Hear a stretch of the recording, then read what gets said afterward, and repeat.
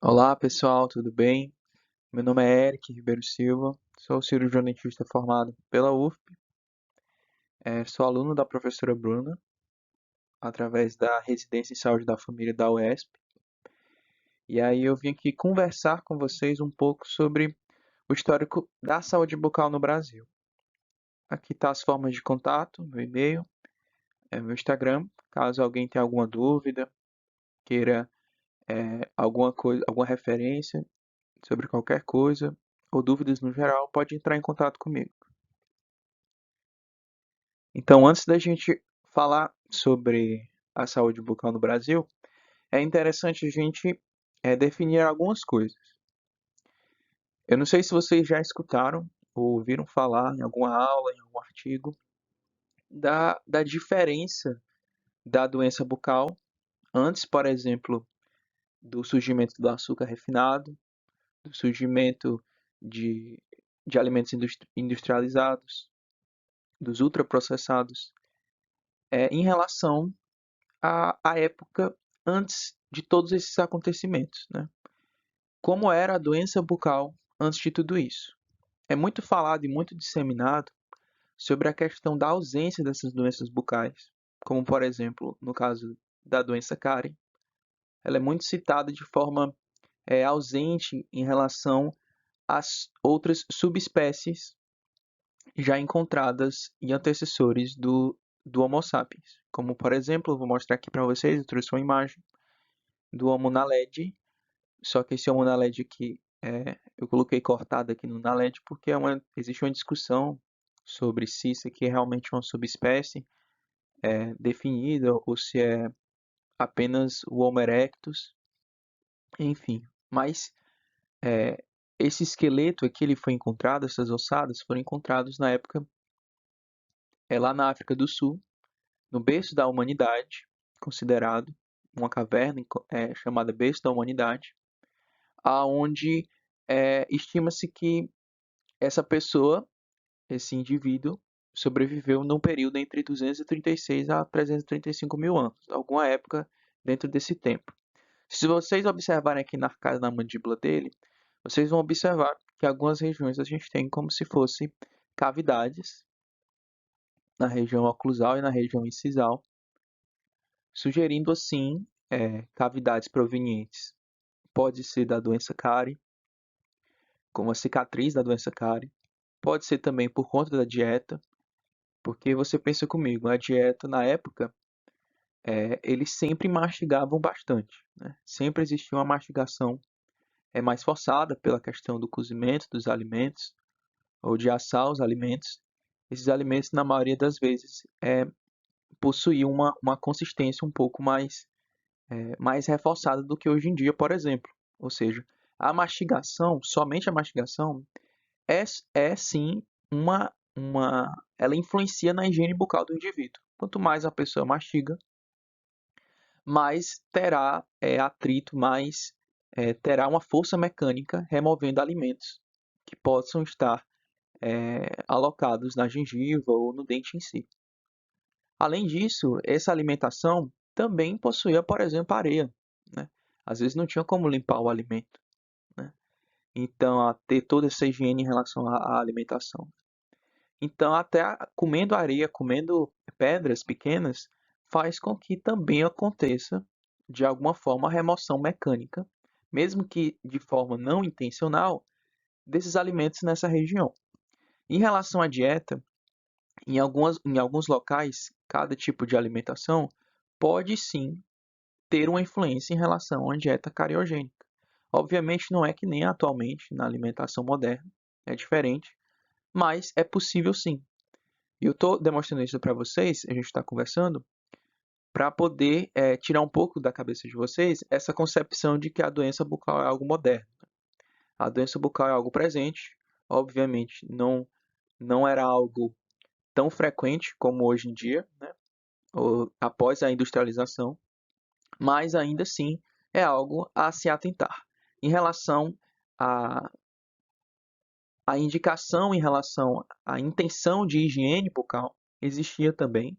Pode ser não nesse indivíduo, pode ser não nessa subespécie, pode ser em outras subespécies, mas há sim artigos científicos relacionados à arqueologia, historiadores, sobre o uso, por exemplo, do uso de gravetos, o uso de areia, o uso de cinzas, diferentes tipos de folhas e variadas técnicas de higiene bucal, ou seja, poderia já existir uma preocupação em relação à higiene daqueles indivíduos, né? Então, partindo para o Brasil, na história no período pré-colonial, na época a gente vai focar no período pré-colonial em relação aos índios, tá? Em relação às pessoas indígenas que habitavam na época no território, que hoje é conhecido como Brasil. E é muito interessante a gente notar que a saúde bucal, né, desse povo, dessa comunidade, ela era sim um motivo de preocupação. Por quê? Ao contrário da alimentação, por exemplo, de 300 mil anos atrás, a alimentação ela já era mais elaborada naquela época, aonde é bastante conhecida em relação aos mingaus de mandioca, milho, a utilização de mel, que são todos eles produtos, alimentos que possuem sim uma potência cariogênica, um potencial cariogênico de provocar e influenciar a doença cárie. Ou seja, existia sim uma prevalência em relação a doenças bucais, no geral. O modo de alimentação deles é relatado, na época, em relação a alguns povos indígenas, que era uma alimentação onde era muito repartido. O que quer dizer isso? As pessoas pegavam esse alimento, repartiam, e aí colocavam na boca com pouca mastigação. E como a gente já conversou, a mastigação é sim um agente mecânico que pode ajudar na higiene bucal. Então, a gente tem essas duas características em relação à capacidade do alimento pastoso e um potencial alimento cariogênico, e também em relação a uma alimentação com pouca mastigação. Ou seja, já existia as doenças bucais nessas pessoas. Não foi algo trazido, por exemplo, como outras doenças, como foi a varíola, como foi a cólera, para esse povo. Era algo que já existente. Mas, obviamente, com o contato com os europeus, a mudança da dieta, houve sim um aumento da intensidade dessas doenças bucais. Ela já existiu, mas houve um aumento dessa intensidade. Era interessante também notar que existia sim uma preocupação em relação à higiene bucal desses povos, a utilização de saberes tradicionais para fazer a higiene da boca, também o uso de plantas nessa higiene, seja a folha do tucum e folhas próprias, mesmo com a intenção da higiene bucal dessas pessoas. Em relação ao período colonial, onde já havia a colônia, a gente tem como principal fonte do mercado em relação a principal fonte de exploração nessa época do período colonial era a exploração da cana-de-açúcar. Com certeza, essa exploração da cana-de-açúcar de forma disseminada, ela provocou sim um aumento e a modificação da dieta, o consumo de açúcar nessa população, seja o povo indígena, seja os escravos vindos traficados da África, até aqueles que nasceram aqui, mas escravizados, seja até os próprios portugueses, aquelas pessoas que faziam a agressão em relação a esses povos que a gente está conversando, né?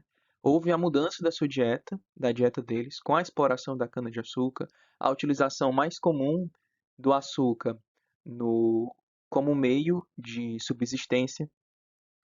E aí, a partir disso, a gente tem essa exploração escravagista, onde essa exploração perpetuou um estado de violência que provocou impactos diferentes de forma e fatores socioeconômicos.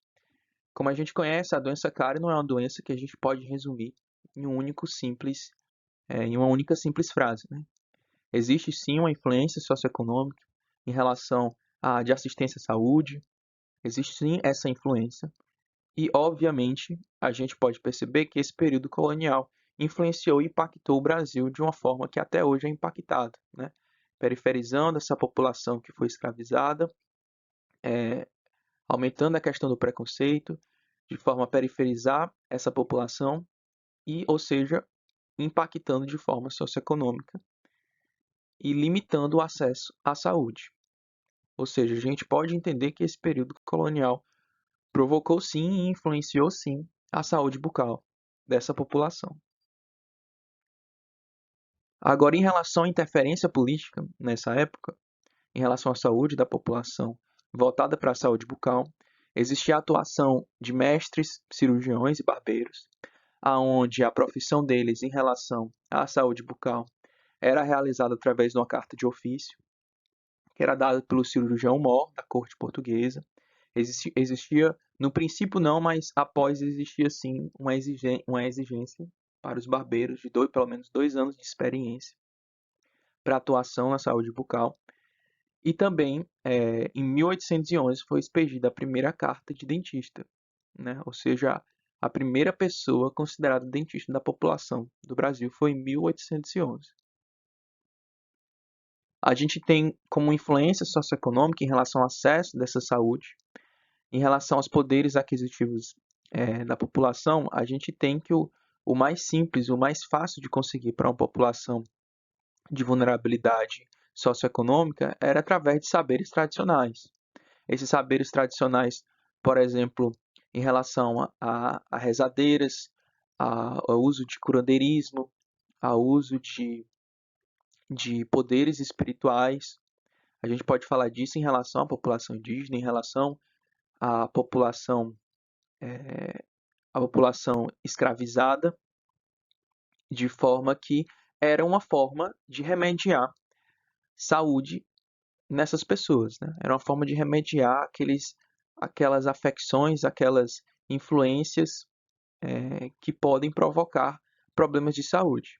Existia também na época iniciativas filantrópicas e também de instituições católicas, como por exemplo a Santa Casa da Misericórdia, que a Santa Casa surgiu já no século XVI, no século do descobrimento da migração dessa população para o Brasil, e se perdurou até hoje. A gente tem Santa Casa da Misericórdia, né? A partir que o poder aquisitivo da pessoa ia aumentando, ela conseguiria outras formas de assistência, como por exemplo empíricos, que eram aqueles práticos, também a questão de curiosos, também curiosos que não tinham nenhuma formação ou autorização para realizar esse tipo de assistência.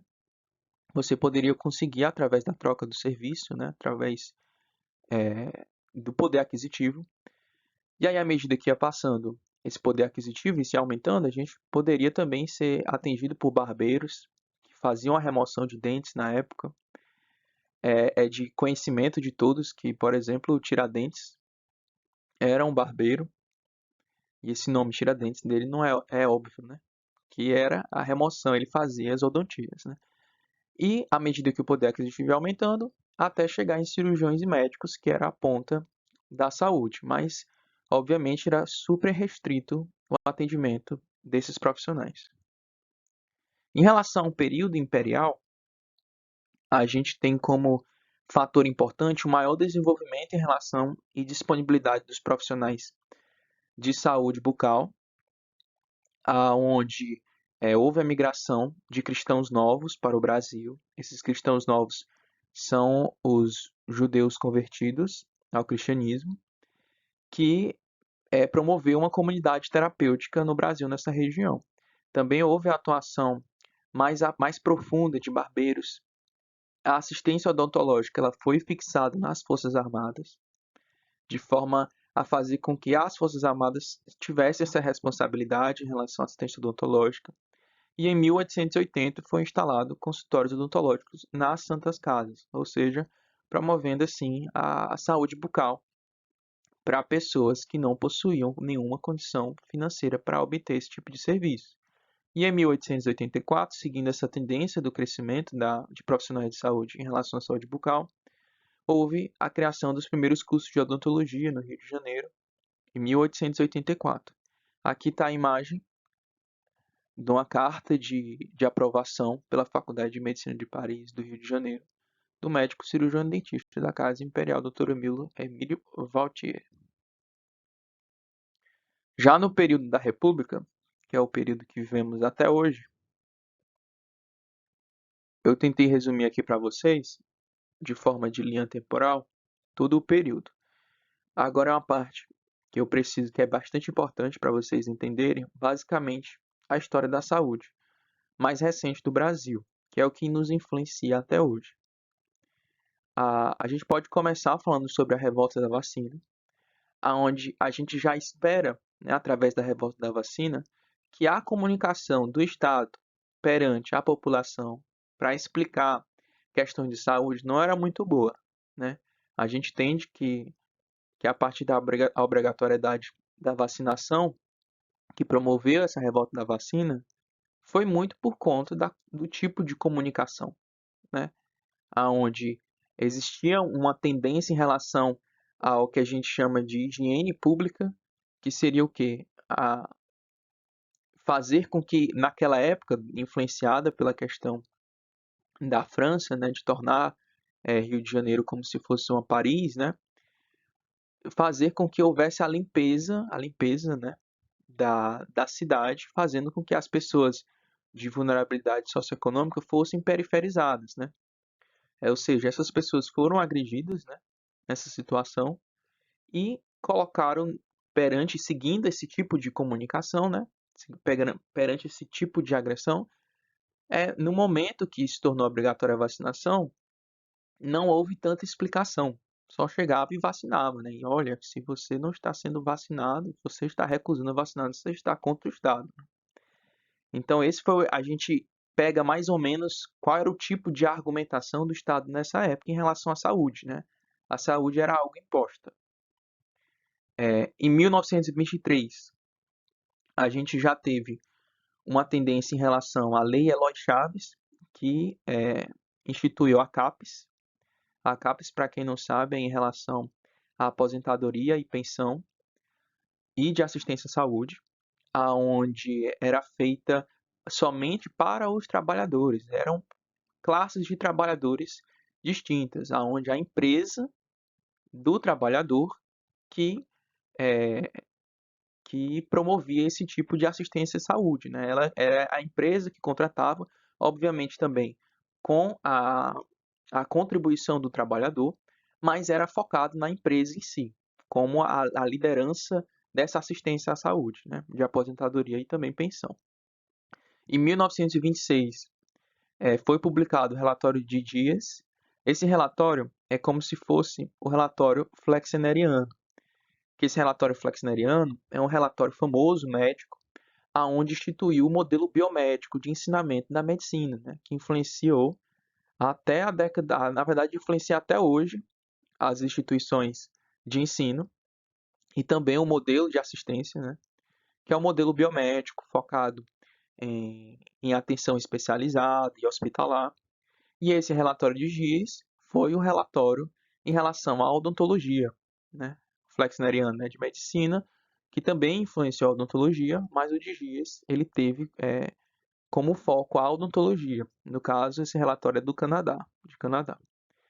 E também com o mesmo intuito do Flexneriano, que é do Flexner, que é também a questão do modelo biomédico de assistência, né? Em 1932, houve a mudança da CAPES para a IAPES, que basicamente tirou essa proposta da empresa cuidar para os trabalhadores, esses trabalhadores que eram os responsáveis em relação a isso, ou seja, eram entidades trabalhistas que faziam, que contratava e ofertava esse tipo de modelo de assistência, né? Em 1950, a gente teve o desenvolvimento da odontologia sanitária e sistema integral. Esse desenvolvimento foi muito por conta dos Estados Unidos. Na época, houve um incentivo financeiro dos Estados Unidos na atuação de dentistas para público escolar, que era na época na faixa etária de 6 a 14 anos de idade. Ou seja, a gente tem como se fosse o primeiro PSE do Brasil, né? Mas era uma atenção voltada somente para esse público, né? Em 1953, houve a criação do Ministério da Saúde, que na época era Ministério da saúde e também da educação, e houve essa separação, ou seja, uma independência do Ministério da Saúde, mais verbas, e também é implantado o primeiro sistema de fluoretação das águas, que foi muito interessante por conta, não sei se vocês já viram, mas existe o estudo base em relação à fluoretação das águas nos Estados Unidos, né? E aí, em resposta a esse estudo, houve esse primeiro sistema de fluoretação das águas em 1953, que é uma época depois dessa época, é instituída a obrigatoriedade em relação ao abastecimento público das águas, a sua fluoretação. Em 1965, é instituído o INPS. O INPS ele tem uma proposta diferente, onde é uma proposta mais evoluída em relação à assistência à saúde, com a obrigatoriedade da oferta médica, mas ainda assim é um sistema que ela englobou todas as IAPs, porque não sei se vocês sabem ou se lembram dessa história, mas a IAPs era dividida em relação a entidades de trabalhador, né? Ou seja, vamos supor, o marinheiro tinha o outro profissional tinha outra. Era outra IAPs, ou seja, o serviço era desigual, né? Tinha entidade que o serviço era melhor, tinha entidade que o serviço era pior. E aí o INPS, que esse N significa nacional, ela veio para unificar isso, né? A proposta era essa. Em 1970, houve o estímulo à odontologia simplificada e integral, seguindo o modelo flexneriano, com o que fez em relação à atenção especializada, a tentar fazer também com que haja redução de custos em relação ao serviço da odontologia, uma odontologia mais voltada para custos, né? Em 1977, houve a instituição do INAMPS. Esse INAMPS ele tinha uma proposta em relação à saúde, à assistência à saúde voltada a uma melhor universalidade e de forma a atuar seguindo esse sentido de assistência, mas também seguindo esse sentido recente de Flexner em relação à atuação de hospitais de atenção especializada. A proposta era a questão de hospitais de atenção especializada privado, né? A parceria com a produção de grandes hospitais nessa época. Houve a criação de grandes hospitais que se comparavam com hospitais produzidos nos Estados Unidos. Seguindo contra essa proposta, houve o movimento de reforma sanitária no Brasil. Essa proposta do movimento da reforma sanitária no Brasil era uma proposta de atenção primária, era uma proposta da atuação da saúde na primária, fora dessa questão da atenção especializada, de forma a não excluir a atenção especializada hospitalar, mas de forma a dar enfoque à atenção primária. É um movimento importante que influenciou de forma significativa até hoje o SUS, né? E a saúde como um todo. Em 1980, focando na odontologia novamente, houve o programa de inversão da atenção. Esse programa também seguia a mesma situação do movimento de reforma sanitária no Brasil. Era um movimento de educação e saúde, né? Era voltar a saúde para a pessoa como, ah, como um agente de saúde, né? Um indivíduo como agente de saúde, não só de receber a saúde, mas um indivíduo de mudança. Em 1985, houve também em relação à instituição da atenção precoce para bebês, era a formação de clínicas para bebês em relação à assistência odontológica. Como o nome já diz, começa para bebê, o atendimento é restrito, né? A gente tem uma oferta de serviço público de odontologia, mas focado somente em bebês. Em 1986, a gente tem o primeiro levantamento epidemiológico de saúde bucal nacional, que é um levantamento que foi importante para formar um chão e embasar decisões decididas na 8ª Conferência Nacional de Saúde, a famosa 8ª Conferência Nacional de Saúde de 1986, que definiu até hoje os padrões e a proposta e o objetivo do SUS até hoje, né? É interessante notar que é uma conferência que ela foi denominada como Conferência do Povo. Teve muita participação popular do que a gente chama de usuários, né? Usuários do serviço de saúde, que ela não surgiu lá, né? É um movimento que ele já vem de épocas atrás, como o movimento da reforma sanitária do Brasil, a questão do levantamento epidemiológico, a atuação de várias frentes diferentes para chegar numa saúde que antes era ligada ao trabalho, uma saúde que era intrínseca ao trabalhador, e agora ela torna uma saúde universal. Seguindo essa tendência, através também do primeiro levantamento epidemiológico, a gente tem a discussão da saúde bucal de forma nacional, em 1986 também. Se eu não me engano, a Conferência Nacional de Saúde, a oitava, ela aconteceu em março, e a Conferência Nacional de Saúde Bucal, ela aconteceu em outubro, se eu não estiver enganado. Ou seja, logo após a discussão da saúde como um todo, há a discussão também, principalmente da saúde bucal, que isso aqui também fez com que a saúde bucal fosse olhada e fosse discutida, né? Discutida de uma forma de saúde coletiva. Em 1988, então, é promulgado e instituído a saúde como um direito universal, que serviu de base para a formação do SUS, ou seja, a data de criação do SUS é em 1988, com a promulgação da Constituição Federal. Em 1990, esse SUS ele toma um corpo, ele já é legal, mas ele agora forra um chão aonde ele é regulamentado, né, através da Lei 8080, da famosa Lei 8080 e da 8142, que definiu princípios norteadores, princípios organizativos, definiu em relação a financiamento, um financiamento tripartite, aonde antes uma União Federal, o Brasil, era, era um agente super influente na saúde nacional.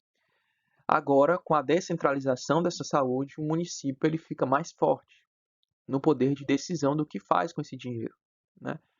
Aonde a União ainda continua enviando esse financiamento para o município, né? A gente tem uma saúde que agora não é definida por um único agente. É uma saúde definida pela população, com a participação popular como um princípio organizativo. É também uma saúde universal, ou foi a tendência na decisão da época como um princípio norteador, aonde essa saúde, ela, independentemente da pessoa, a saúde deve chegar até ela, né? E também em relação à equidade, aonde é utilizado de forma a diminuir essas desigualdades que a gente viu pela história inteira do Brasil, onde uns, na época lá colonial, uns tinham só acesso a santas casas da misericórdia, enquanto outros tinham acesso a médicos e cirurgiões, né? De forma também a ser integral, a ter um caráter de integralidade, onde esse SUS ele oferta o serviço inteiro, ou seja, desde um serviço de atenção especializada, um serviço de atenção primária, um serviço de atenção hospitalar, o que a pessoa necessitar. Obviamente, esses são todos princípios que podem, na prática, não ser tão bem aplicados.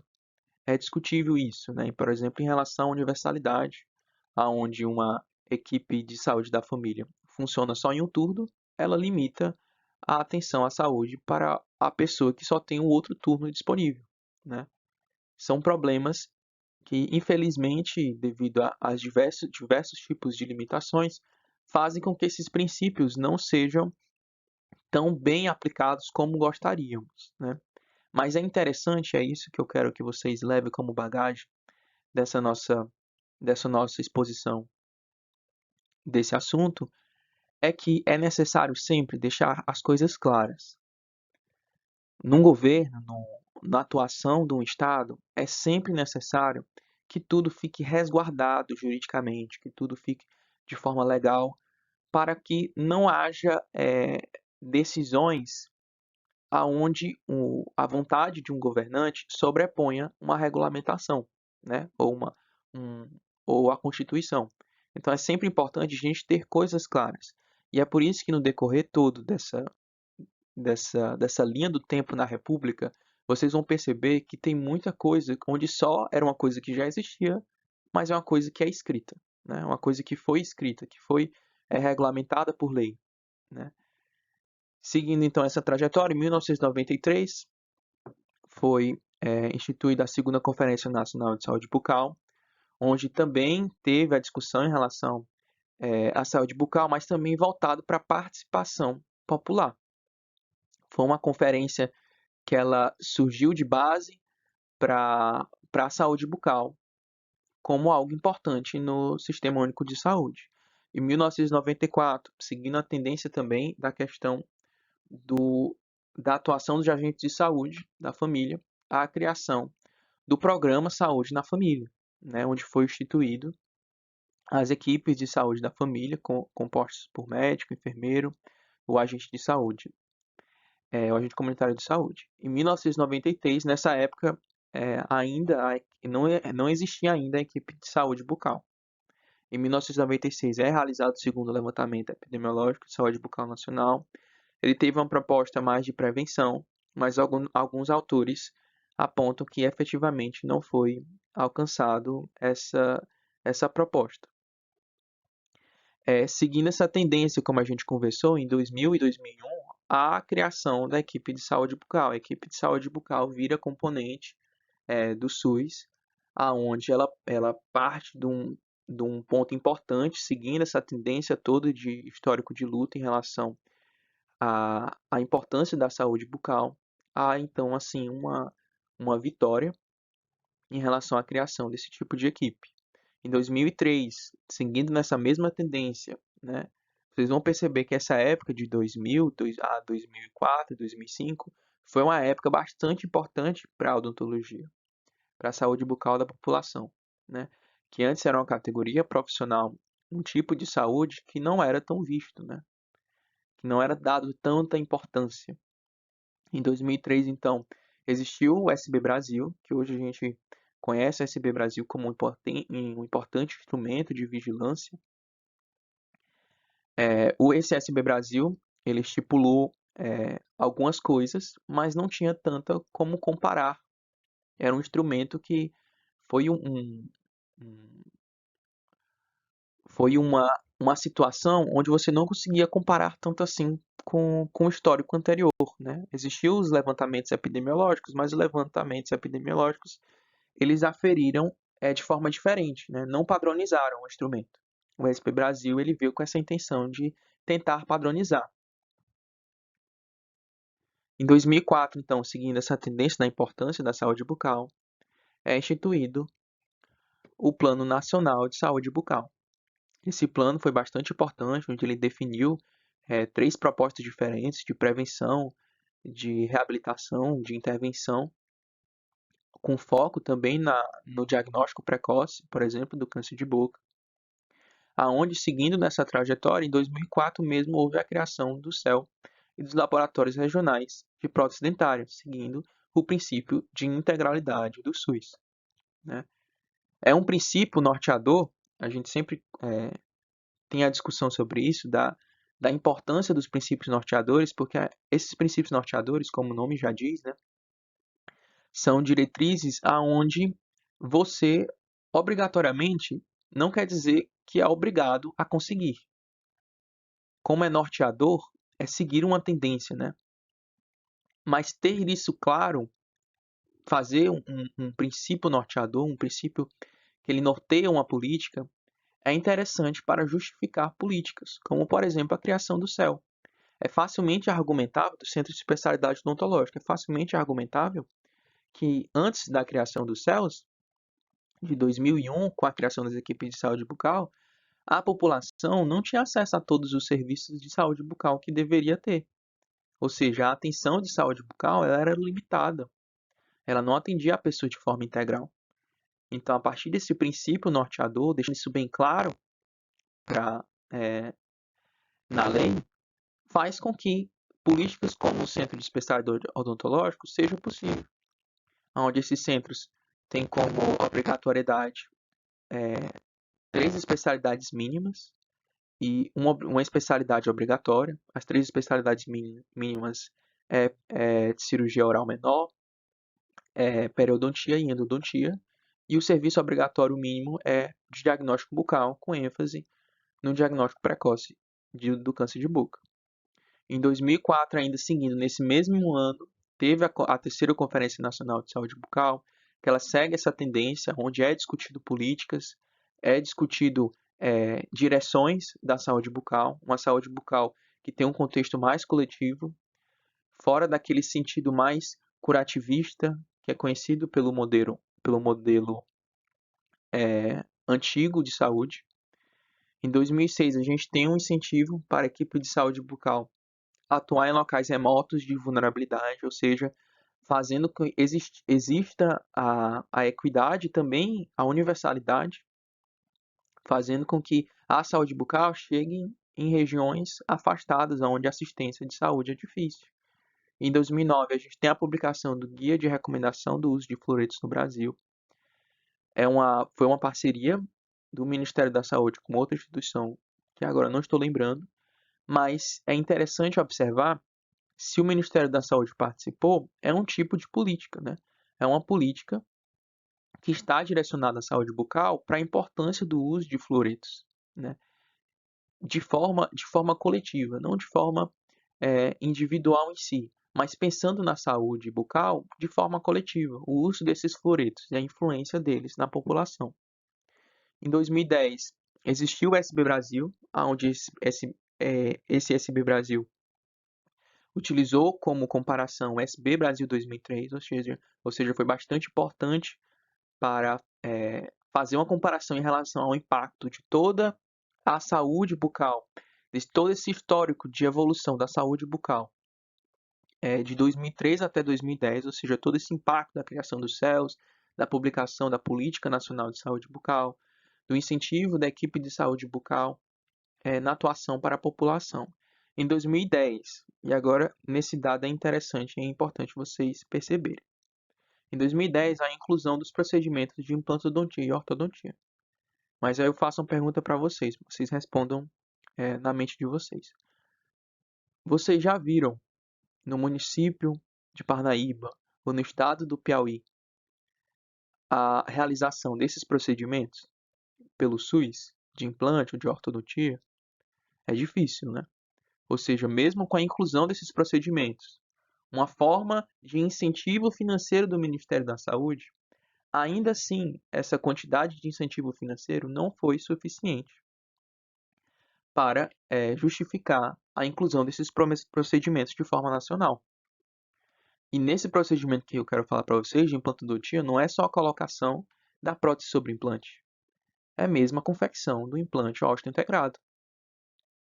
Ou seja, é sim a atuação, a promoção de saúde de uma intervenção que hoje em dia a gente só encontra no meio privado. Obviamente, desde a época de 2010, houve alguns municípios que aderiram a esse procedimento, mas a tendência é a não adesão. A gente pode discutir em relação ao tipo de incentivo financeiro, porque é caro, obviamente existe um investimento significativo, onde o município ele vai, querendo ou não, ter uma demanda grande, mas também um recurso financeiro que não vai ser suficiente para suprir essa demanda, né, com a oferta desse serviço. Em 2012, houve a inclusão do CEL na rede para pessoas com deficiência. É uma rede bastante importante, é uma rede que fez com que as pessoas com deficiência, seguindo o princípio norteador da equidade, fez com que essas pessoas com deficiência fossem vistas na saúde. E demorou, né? E demorou. Demorou para serem vistas, né? Já sofreram bastante. Com que faz também que a saúde bucal siga a mesma tendência da saúde como um todo, né? De forma a ser inclusa também nessa rede. Em 2013 a 2016, houve a implantação do PEMAC. O PEMAC ele durou mais tempo, se eu não me engano, ele durou até a criação do Prêmio Brasil, que foi em 2019. Mas houve o PEMAC-CEL, que o PEMAC, vocês devem conhecer o PEMAC da atenção básica, né, que era um projeto de avaliação da atenção, teve sua variação, que foi o PEMAX-CEL, que a proposta do PEMAX-CEL era a variação do Centro de Especialidades Odontológicas, ou seja, os centros criados em 2004, só em 2013 e 2016 eles foram realmente avaliados, né? É discutível em relação ao tipo de avaliação, o impacto dessa avaliação. Alguns, alguns autores acharam que o impacto era muito bom na, na, tanto na estrutura física como o tipo de serviço, a qualidade do serviço ofertado, que influenciou, mas outros autores veem com outros olhos o PEMAC. Ou seja, mas mesmo assim foi um momento importante da história da saúde bucal no Brasil. E aí a gente chega em 2020 na odontologia num contexto diferente, num contexto de pandemia. A odontologia que até hoje tem cicatrizes dessa.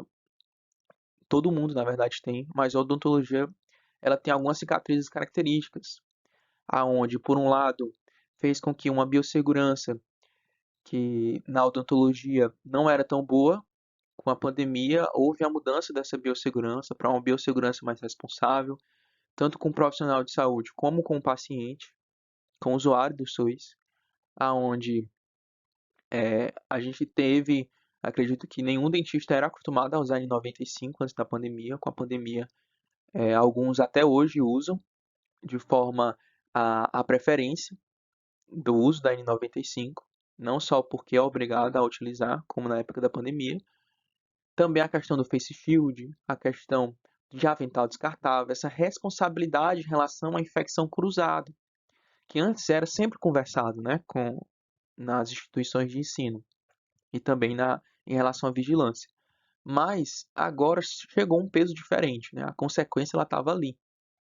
A consequência estava mais palpável para o profissional de saúde dos atos desse profissional e também da instituição que rege o trabalho desse profissional. Ou seja, a pandemia, ela também, além dessa questão da biossegurança, ela também influenciou até mesmo na oferta de serviços, aonde muitas UBSs, muitas unidades teve o seu atendimento odontológico indisponibilizado por um tempo, até depois da pandemia. Ou seja, houve uma desestruturação da saúde bucal como um todo no Brasil inteiro. Em Teresina teve bastante, eu sou de Teresina, eu senti bastante isso em relação à atuação da odontologia, que até hoje é precarizado pela questão da influência da pandemia, onde consultórios, computadores de consultórios foram remanejados e até hoje não voltou, né? Teve também em relação à influência das pessoas aonde elas não podiam procurar porque estava na questão de isolamento social, né, do medo de sair na rua em relação ao Covid-19. E essa dificuldade de trazer esse paciente, de iniciar um novo vínculo desse paciente em relação à saúde pública da odontologia. E, seguindo então essa tendência, em 2022 houve os primeiros resultados do SB Brasil, onde só esse ano, em 2025, no começo de 2025 ou foi no final de 2024, houve a publicação na íntegra do SB Brasil. O SB Brasil, que era para ser considerado o SB Brasil 2020, né, ele passou a ser considerado 2022 por conta da pandemia, né, pela dificuldade da oferta da saúde bucal, né, da promoção dessa saúde bucal. Em 2023, a gente, desde 2023 até agora, 2025, assim como na época de 2000 a 2004, houve bastante coisas diferentes em relação à saúde bucal, da influência do Estado na saúde bucal das pessoas. Em 2023, houve a publicação da Lei do Brasil Sorridente, ou seja, o Brasil Sorridente, que estava lá como simbolizando o Plano Nacional de Saúde Bucal, em 2004. Em 2023 virou lei, né? E fez parte da Lei 8080, né? A saúde bucal fazendo parte da Lei 8080, de forma importante, ou seja, de forma a ser visto, da saúde bucal a ser vista. Aí você pensa comigo novamente, né? Mas são tipos de lei que que ela já induz, o que ela induz já existe, né? O que ela induz já faz parte da política. Mas o problema, pessoal, é que, como eu falei para vocês, tudo que é para o Estado, tudo que é regido por lei, tudo que é regido por regulamentação de forma legal, é necessário ter mais embasamento. Sempre a regulamentação sempre vai ser de maneira a deixar algo mais seguro, a deixar algo mais justificável, a fazer com que não haja subjetivo, a fazer com que tudo fique de forma mais objetiva, para fazer com que a saúde bucal pelo Estado, a obrigação do Estado em relação à saúde bucal, ou saúde como um todo, seja uma coisa bem definida, seja uma coisa que ah, a, o Brasil Sorridente só está num plano nacional de saúde bucal, não é lei, né? Se ela não é lei, ela é infralegal, né? Ou seja, está muito em um campo que facilmente, por exemplo, vou dar um exemplo para vocês, tá? A saúde ela não tem esse caráter de princípio norteador da integralidade, né? Da integralidade do acesso. Se, por exemplo, se existisse assim na lei, que nem a gente vai ver na lei de 2025 em relação à reconstrução dentária para vítimas de violência doméstica, onde lá fala bem claro que o Estado tem a obrigação de ofertar a reconstrução dentária para vítimas de violência doméstica e define é, e como será realizado pelo Estado esse tipo de serviço, a oferta desse tipo de serviço. Se deixa claro dessa forma, como é feito nessa lei de 2025, é muito difícil um Estado não conseguir cumprir esse tipo de situação. Mas, por exemplo, vamos supor que tem só em relação ao princípio norteador da integralidade. É difícil. Como é que um advogado vai entrar em relação ao processo contra um Estado baseado só no princípio norteador? Será que o juiz vai acatar? E aí o Estado vai pagar, por exemplo, um implante para aquela pessoa. Será se o Estado vai ofertar esse tipo de serviço? Dificilmente, baseado só num princípio norteador. Então é por isso que é necessário que haja essas regulamentações de forma a deixar muito claro o dever do Estado, as obrigações do Estado, os direitos dos usuários. É necessário que haja esse tipo de coisas claras, não de algo subjetivo, de algo que vai depender da argumentação para ver se vai ganhar o processo ou não contra o Estado, né? E aí quem tem o melhor advogado ganha, né? Às vezes quem comprou, é, quem comprou, subornou algum agente público ganha, né? E aquela pessoa que realmente ela faz pelas vias corretas, ela não vai ganhar. Então é necessário que haja, principalmente o trabalho, então, do agente legislativo nessa situação e a cobrança da população nesses agentes legislativos. Em 2023, seguindo essa tendência, a gente tem o Serviço de Especialidade de Saúde Bucal.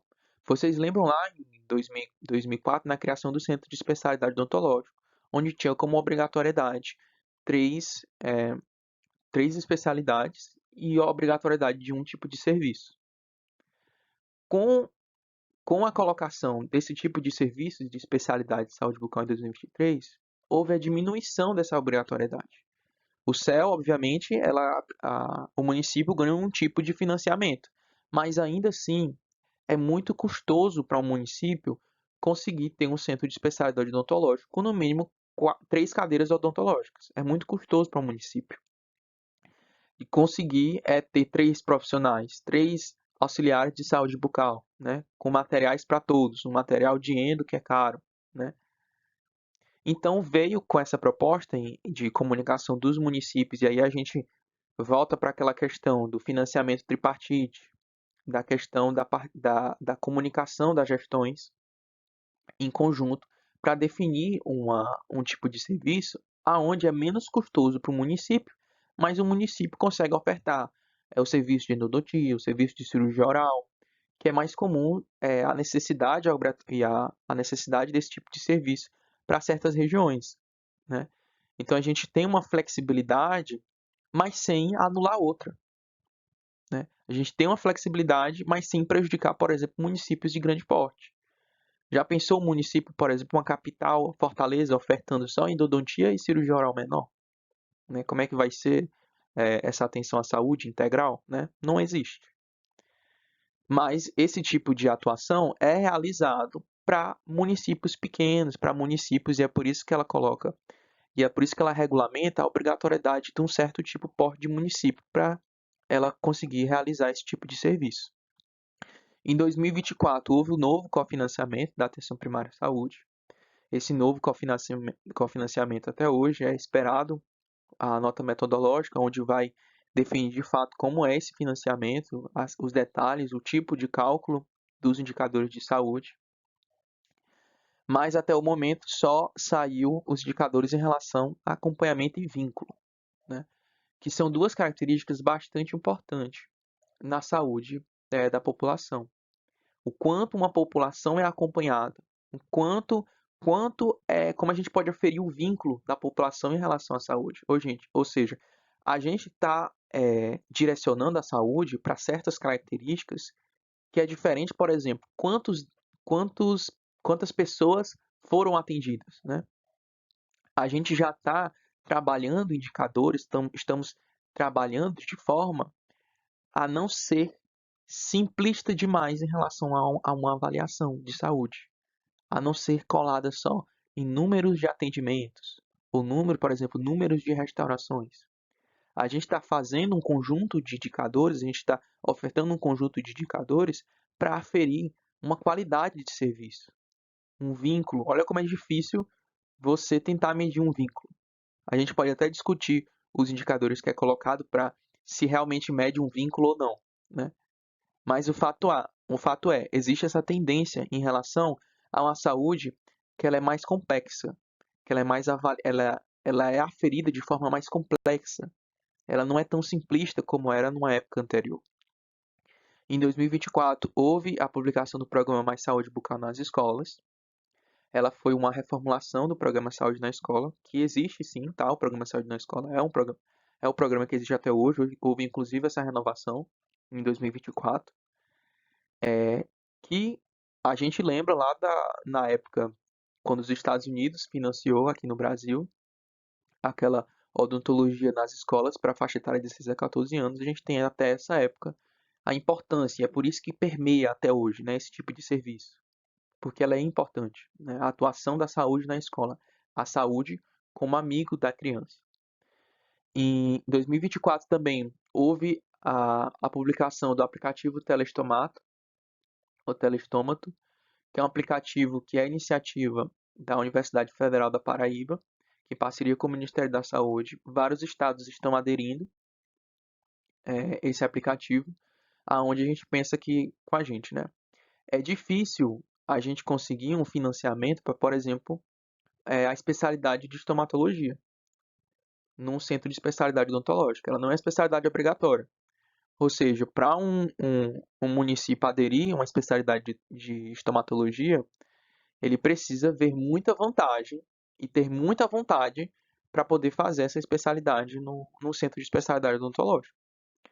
Não é simples, por exemplo, como a cirurgia oral menor, que já é obrigatório, né? É obrigatório o município que tem um centro de especialidade ofertar esse tipo de especialidade, né?